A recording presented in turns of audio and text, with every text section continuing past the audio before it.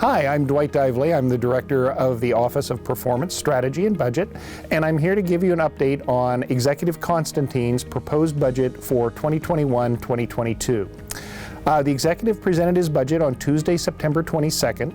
It totals about $12.4 billion, a little bit more than the budget for our current biennium.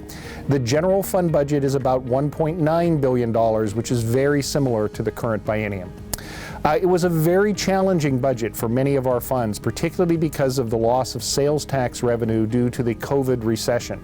And that led to some very substantial budget reductions in many county funds. Overall, we ended up needing to eliminate about 400 jobs over the next 2 years. But the good news is that through good human resources management, we think the actual number of layoffs will be 50 or less. So the impact on county employees will not be as serious as we had feared. I do want to mention 3 important initiatives that the executive has presented in his proposed budget. First, he has pursued a series of anti-racism initiatives that include a series of programs to divert more people from the criminal legal system into community-based programs where they can get successful treatment.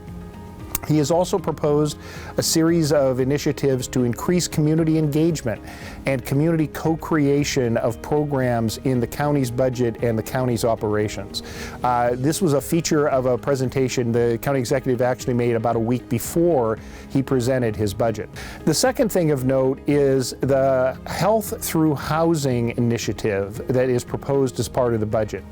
This is a 0.1% extra sales tax that, if approved by the County Council, would be used to fund programs to support behavioral health, housing the homeless, and eventually creating permanent supported housing for as many as 2,000 currently homeless King County residents. The third important initiative is around continued COVID response in 2021. As I have mentioned in previous videos, we have not yet received any new federal or state money for this, and so the executive's budget does not include funding to continue much of our COVID response in 2021. We do expect that the state will provide funding from its existing sources for some public health response, but at this point we do not have funding to continue some of the things we've done to create isolation and quarantine facilities or to de-intensify our homeless shelters. The executive, simultaneous with his budget proposal, asked the County Council to declare a budget emergency and tap our last remaining reserve, the Rainy Day Fund, for some money to continue those programs for 1 month next year to buy time for the federal government to act.